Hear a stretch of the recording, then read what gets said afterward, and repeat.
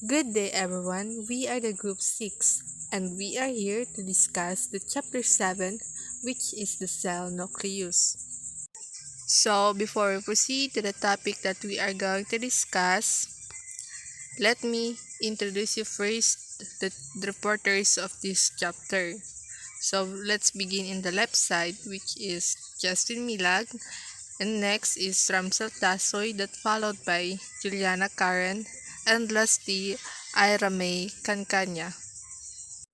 Here are topic outline of our report. So first is the nucleus of the eukaryotic cell, which will be discussed by Justin Milag. And second is the nuclear envelope that will be discussed by Juliana Karen Gaisan. And third is the structure of the nucleopore complex and its role in the cyclocytoplasmic exchange that will be discussed by Ramsel Tasoy. And lastly is the chromosome and chromatin that will be discussed by Ira May Calcagna. So the first topic that we're going to discuss by yours truly, Justin Milag, which is the nucleus of the eukaryotic cell. Good morning, everyone. I'm Justin Milag, and I'm here to discuss the first part of the chapter 7, which is the nucleus of the eukaryotic cell. So before we proceed, let's discuss first what is the nucleus. So the nucleus is a structure near the center of the cell that contains the cell's DNA. It serves as information and administrative center of the cell. So within the nucleus, there are typical interphase or non-mitotic cell, and these are chromosome, nucleoli, nucleoplasm, and nucleomatrix. Introduction. In eukaryotic cell, the nucleus is the organelle response for maintaining the integrity of DNA and for controlling cellular activities such as metabolism, growth, and reproduction by regulating gene expression. It is double membrane organelle containing nuclear structures such as chromatin, nuclear bodies, and nuclear matrix. So there are two major functions of nucleus. First, it stores the cell's heredity materials or the DNA. Next is it coordinates the cell's activity, which is the include growth, intermediary metabolism, protein synthesis, and reproduction or cell division. So next to be discussed is the chromosomes. So chromosomes are made up of a DNA protein complex called chromatin, which is structured into subunit called nucleosome. The way eukaryotes condense and arrange this chromatin not only permits a great quantity of DNA to fit in a tiny space, but also help to control the gene expression. So next is the nucleoli. Nucleoli are irregularly shaped electron-dense structure that play a role in ribosomal RNA reproduction and ribosome assembly. Then, next is the nucleoplasm.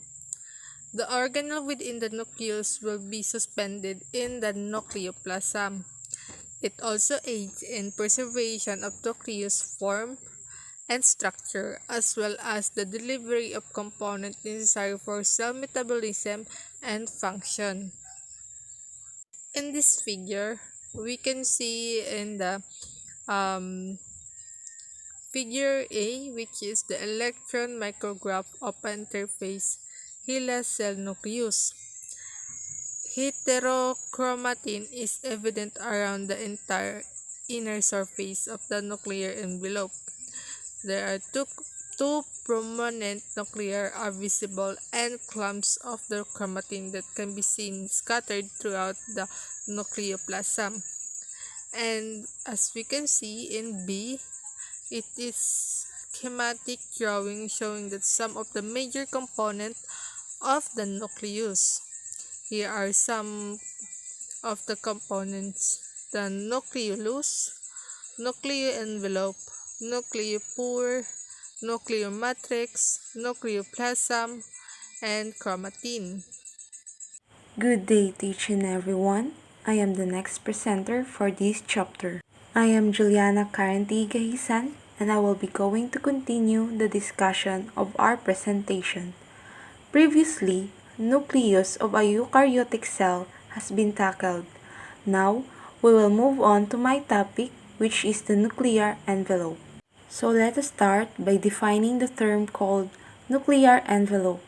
The nuclear envelope, also called as the nuclear membrane, is a highly regulated membrane barrier that separates the nucleus from the cytoplasm in eukaryotic cells. As its name suggests, the nuclear envelope surrounds the nucleus, separating it from the cell's cytoplasm. It contains a large number of different proteins that have been implicated in chromatin organization and gene regulation.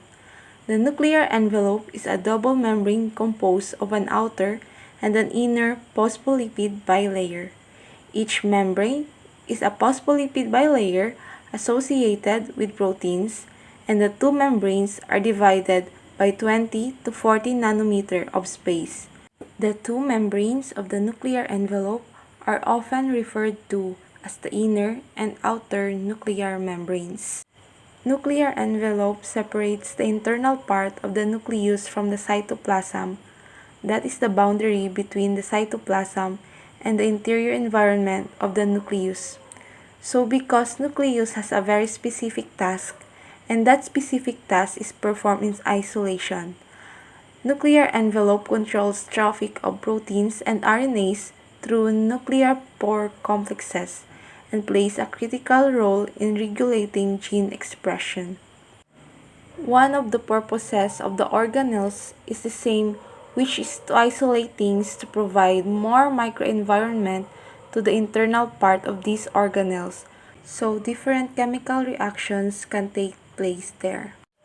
The nuclear envelope is perforated with tiny pores with diameters of around 100 nanometer. The inner and outer membranes of the nuclear envelope are continuous around the pores.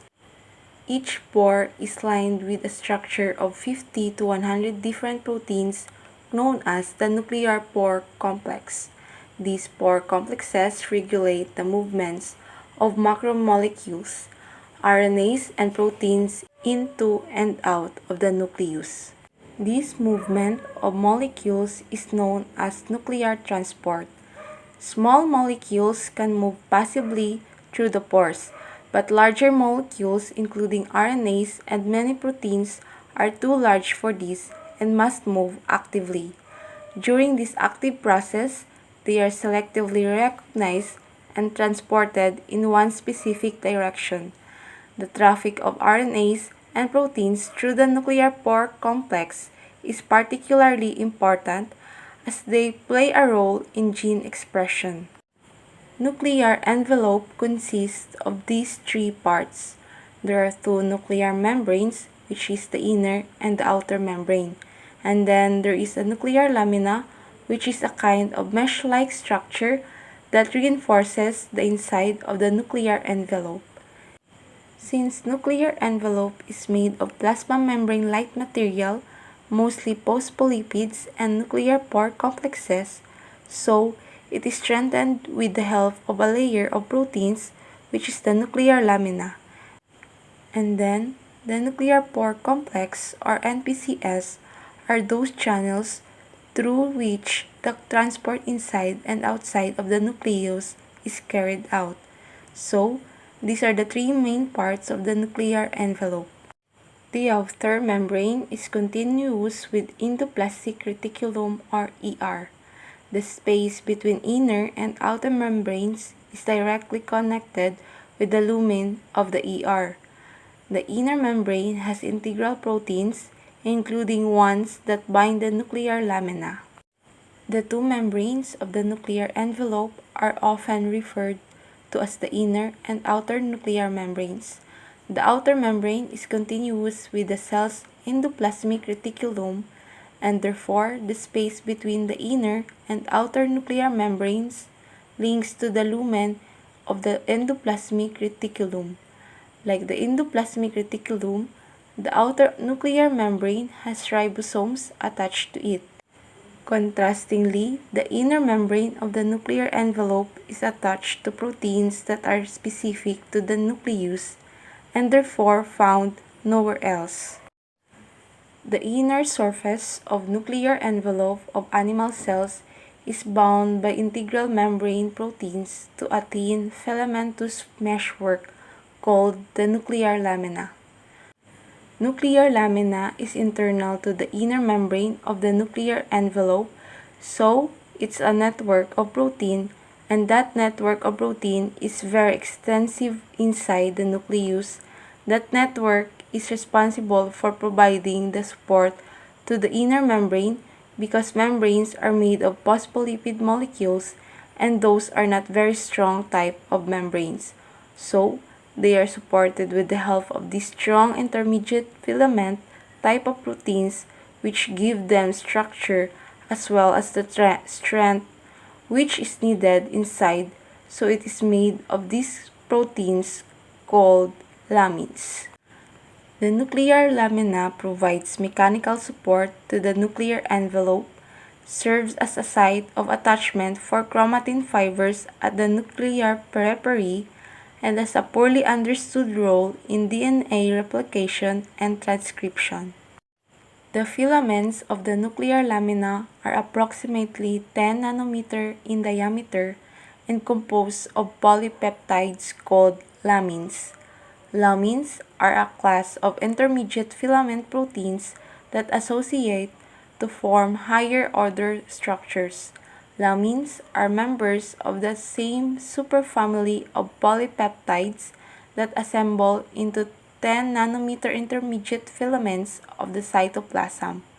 As in the cytoplasm, the integrity of the intermediate filaments that make up nuclear lamina is regulated by phosphorylation and dephosphorylation.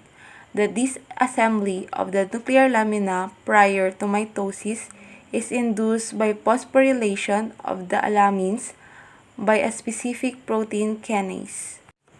The figure shows the misshapen nuclei from the cells of a patient with Hutchinson-Gilford progeria syndrome or HGPS, demonstrating the importance of the nuclear lamina as a predeterminant of nuclear architecture. It is interesting to note that the phenotype depicted in figure has been traced to a synonymous mutation, that is, one that generated of a different codon for the same amino acid. In this case, the change in DNA sequence altered the way the gene transcript was spliced, which led to production of a shortened protein causing the altered phenotype. So this example illustrates how the sequence of a gene serves as a multiple code, one that directs the translation machinery, others that direct the splicing machinery and protein folding. Mutations in lamin genes cause several inherited tissue-specific diseases, but the basis of the pathologies in each of these diseases is still unclear. And that wraps up my presentation. Thank you for your interest and attention. Good day, everyone. To continue, the topics that I'm going to tackle today is all about the structure of the nuclear pore complex and its role in nucleocytoplasmic exchange.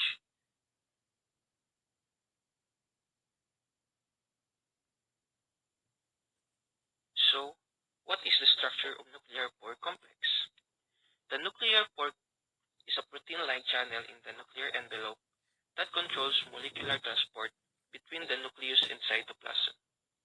A nuclear envelope separates the nucleus from the cytoplasm in eukaryotic cells. The DNA in nucleus is protected by this membrane. Despite this barrier, communication between the nucleus and the cytoplasm continues. The nuclear pores govern this connection.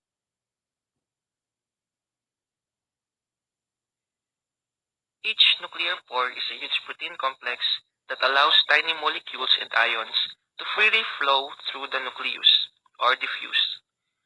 Nuclear pores also allow essential proteins from the cytoplasm to reach the nucleus if the protein have specific sequences that suggest they belong there. Nuclear localization signals are the name for these sequence markers. Nuclear export sequences tag RNA created in the nucleus and proteins destined for the cytoplasm so that they can be released through the nuclear pores.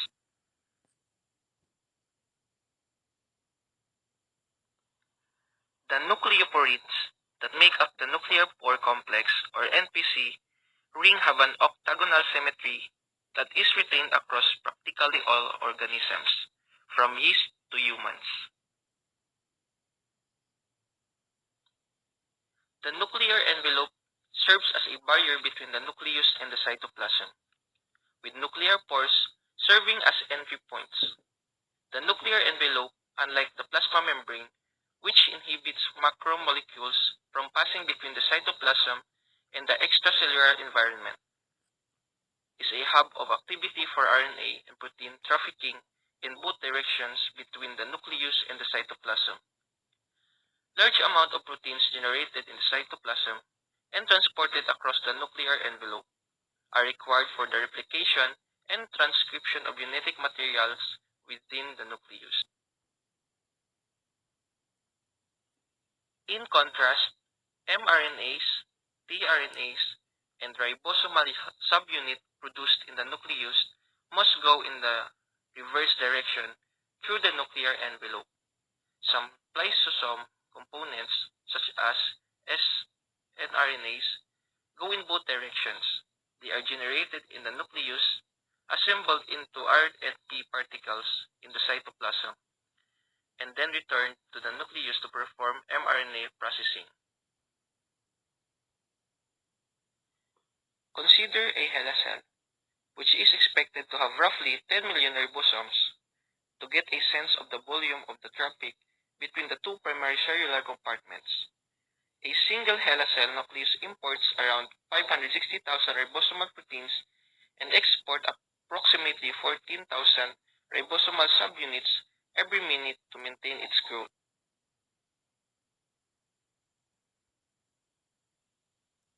How do all this material pass through the nuclear envelope? A suspension of small gold particles was injected into cells, and the passage of the substance via the nuclear envelope was examined using an electron microscope. In one early attempt, these particles travel from the cytoplasm to the nucleus by traversing single file through the nuclear pores. Particulate materials can pass through a nuclear pore according to the electron micrographs of cells preserved in the normal course of their activity. Given that things as large as gold particles and ribosomal subunits may pass through the nuclear pores, one might think that they are just open channels. Yet, the contrary may be true. The nuclear pore complex or NPC is a complex structure that appears to cover nuclear pores like a stopper, protruding into both to the cytoplasm and nucleoplasm. The structure of the NPC may then be seen in figures 7.5 electron micrographs and figure 7.7.6 model. The NPC is a massive supramolecular complex that is 15 to 30 times of mass of the ribosome and has octagonal symmetry due to the eightfold repeat of several components. NPCs contain just about 30 different proteins termed nucleoporins, which are generally conserved across yeast and vertebrates despite their size and complexity. Each nucleoporins molecule has at least 8 copies. In keeping with the structure's octagonal symmetry, many of the NPC's components proteins are replaced with new copies over a time period of seconds to minutes, indicating that it is not a static structure. There is a subunit of nucleoporins that have a considerable number of phenylalanine glycine repeats in their amino acid. The FG repetition are grouped together in a section of each molecule known as the FG domain. The FG domains have a disordered structure that allows for extensive and flexible organization due to their unique amino acid makeup. The filament The filamentous Fg domain of the Fg repeat containing nucleoporins are assumed to border the central channel of the NPC, extending into the core of the 20 to 30 mn wide channel. The Fg domains form a hydrophobic meshwork or sieve that prevents bigger macromolecules, or above 40,000 daltons, from diffusing between the nucleus and the cytoplasm.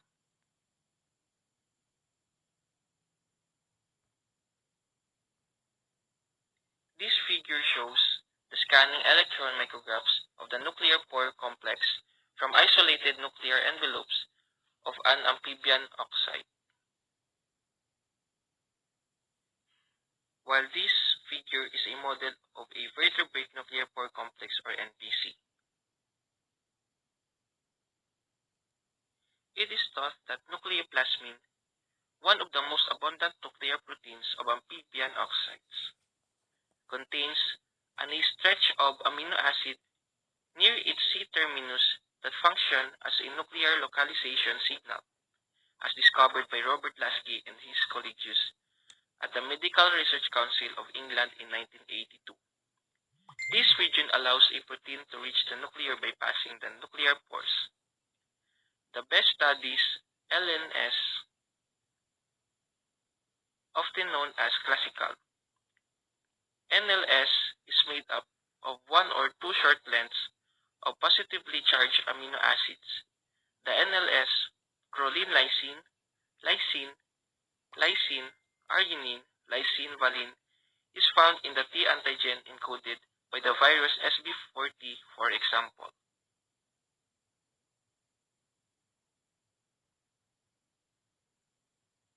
The advent of in vitro systems capable of selectively importing proteins and RNPs into the nucleus has sparked a lot of interest in nuclear transport research.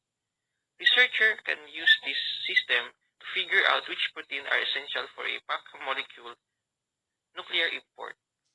These efforts have led to the discovery of a family of proteins that act as mobile transport receptors, transporting macromolecules across the nuclear envelope. Importins transport macromolecules from the cytoplasm to the nucleus while exportins transport macromolecules the other way around.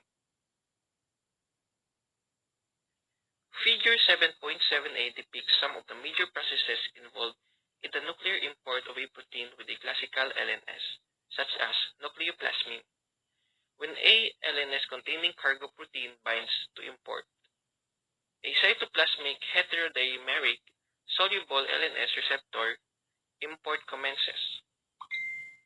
The protein cargo is anticipated to be escorted to the nucleus outer surface, where it will likely dock with the cytoplasmic filament that extends from the NPC's outer ring.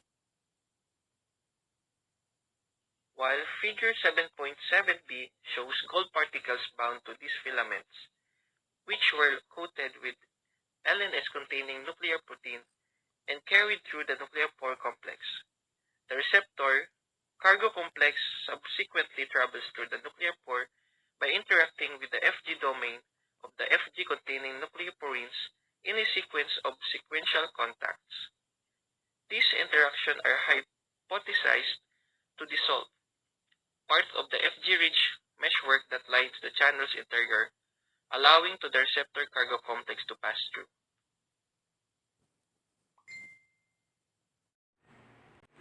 Good day, everyone. To continue our report, we will now proceed with the topic all about the chromosomes and the chromatin.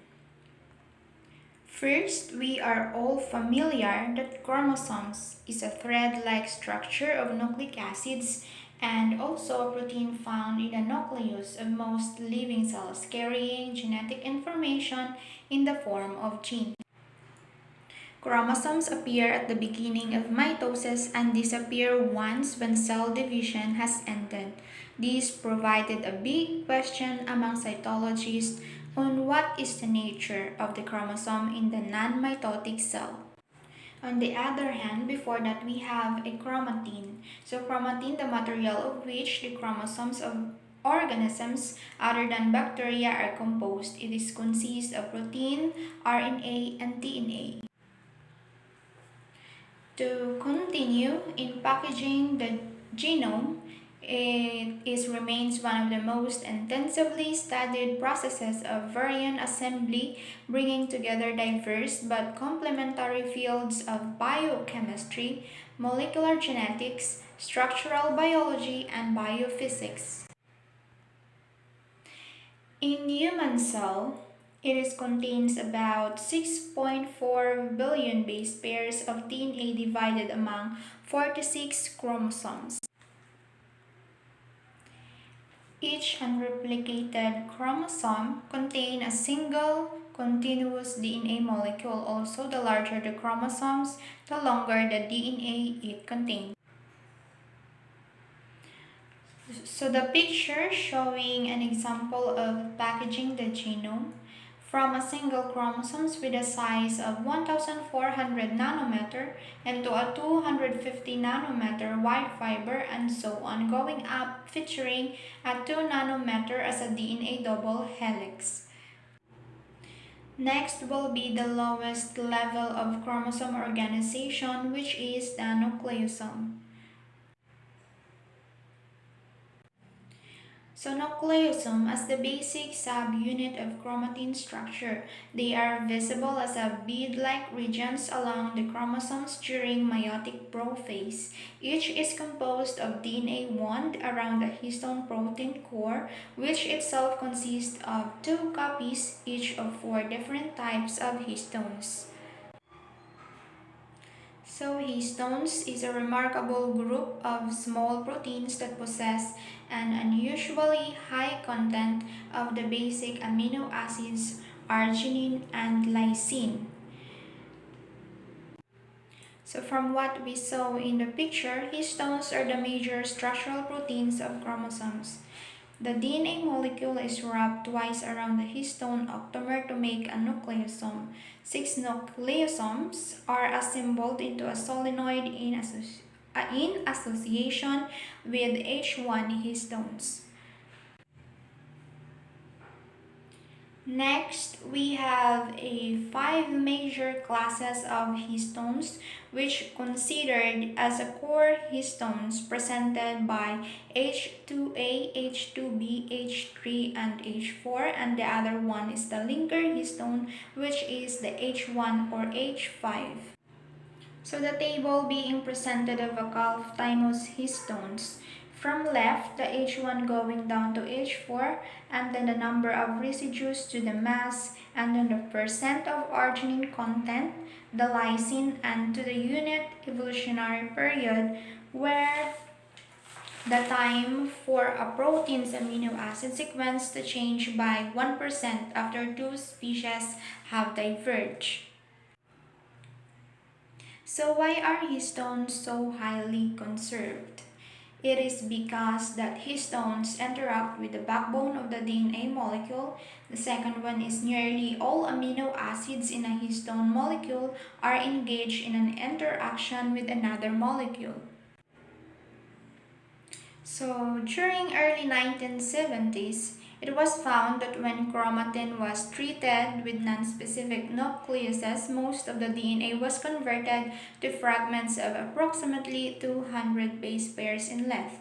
Also, the findings suggested that chromosomal DNA was protected from enzymatic attack except at certain periodic sites along its length.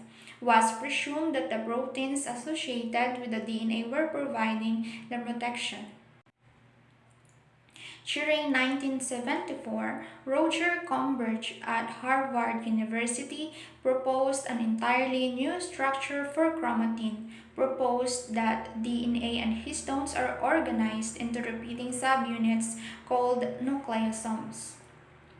So nucleosome contains a nucleosome core particle consisting of 146 base pairs of supercoiled DNA wrapped almost twice around a disc-shaped complex of 8 histone molecules.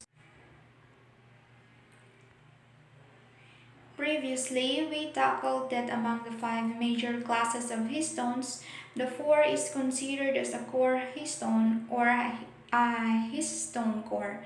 So each nucleosome consists of 2 copies each of histones, H2A, H2B, H3, and H4 assembled into an octamer. For the H1 histone, which is considered as a linker histones, this binds to part of the linker DNA that connects one nucleosome core particle to the next. Also, it can be selectively removed from the chromatin fibers. So for the heterochromatin and euchromatin, approximately 10% of chromatin generally remains in a condensed, compacted form throughout interphase. So for the heterochromatin, a chromatin that remains compacted. And for the euchromatin is a dispersed state. So there are 2 classes of heterochromatin. First, we have a constitutive heterochromatin. This remains in the compacted in all cells at all times and thus represent DNA that is permanently silenced. Also, the DNA consists relatively few genes. We have here a position effect that when genes that are normally active more into position adjacent to heterochromatin also serves to inhibit genetic recombination between homologous repetitive sequences. The second one is the facultative heterochromatin, defined as the chromatin that has been specifically inactivated during certain phases of an organism's life or in a certain type of differentiated cells. One example is all about the cells between female mammal to those of a male. For male, it have a tiny Y chromosome and a larger X chromosome. For a female, only one of X chromosomes is transcriptionally active. The other X remains condensed as a heterochromatic clump called a bar body. So bar body is a formation ensures that the cells of both males and females have the same number of active X chromosomes and thus synthesize equivalent amounts of the products encoded by X-linked genes. An X chromosome inactivation. So Mary Lyon, a British geneticist, with her studies of the inheritance of coat color in mice, proposed the following in 1961. So first, heterochromatinization of the X chromosome in female mammals. Second one is the heterochromatinization in the embryo. And the third one is the reactivation of the heterochromatinized X chromosome. The picture above represents the inactive X chromosome, an example of facultative heterochromatin. So for the letter A picture, the inactivated X chromosome in the nucleus of a woman cells appear as a darkly staining heterochromatic structure called a bar body. For the letter B picture, a calico cat, random inactivation of either X chromosome in different cells during early embryonic development creates a mosaic of tissue patches. For the last picture, the letter C, this kitten was cloned from the cat shown in letter B. The Two animals are genetically identical but have different coat patterns, a reflection of the random nature of the X inactivation process, which is unlikely other random developmental events. So, a mechanism responsible for X inactivation, suggesting that inactivation is initiated by a non-coding RNA molecule rather than a protein that is transcribed from one of the genes on the X chromosome that becomes inactivated, called cyst in humans. The cyst RNA is a large transcript which distinguishes from many other non-coding RNAs that tend to be quite small. Does not diffuse into the nucleoplasm but accumulates along the length of the chromosome just before it is inactivated. Is required also to initiate inactivation but not to maintain it from one cell generation to the next. So the X inactivation is thought to be maintained by DNA methylation and repressive histone modifications. So that's all for our report. Thank you for listening.